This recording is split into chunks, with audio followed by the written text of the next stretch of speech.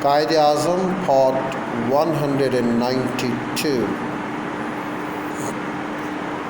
The real tragedy was not the failure of his party to secure 2 seats on its own terms in the UP cabinet, but this collapse like a house of cards of the assumptions on which he had conducted his policies for 20 years.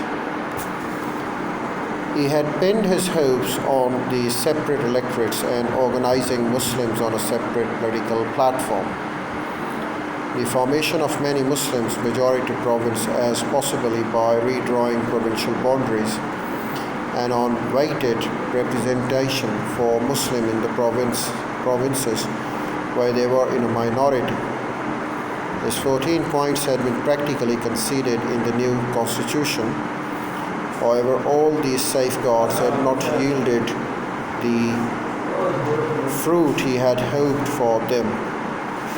In the Muslim majority provinces, where indeed the Muslim League could legitimately have hoped to be voted to office, it had met with an electoral disaster of the first magnitude.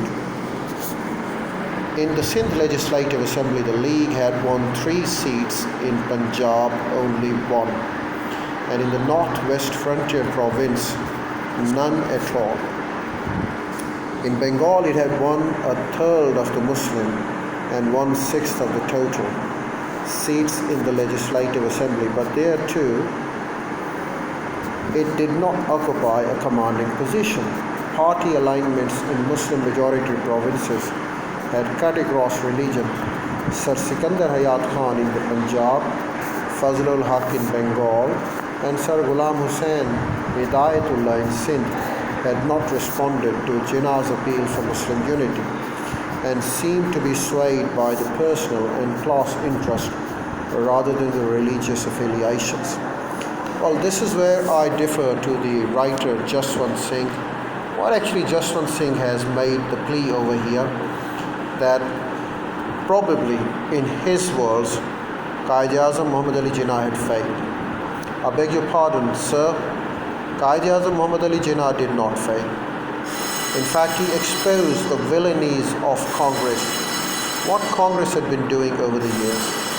In Uttar Pradesh, with such dominating majority of the Muslim seats that Quaid Azam Muhammad Ali Jinnah's party Muslim League had obtained, and then what was the bureaucratic indifference on the part of the congressionals, the way they dismantled the process of an alliance.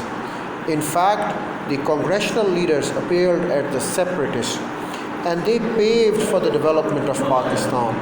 They paved a way for the establishment of Pakistan. Had they accommodated those Muslim League ministers in the cabinet, it would have gone along.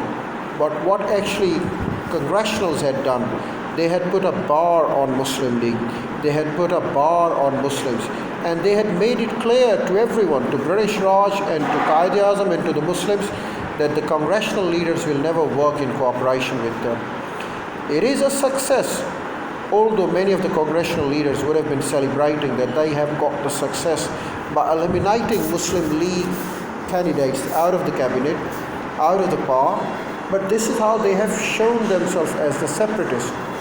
Muslim League, who was simply considered as a drawing room party, has become a public party, has shown its power in the masses, has won the seat.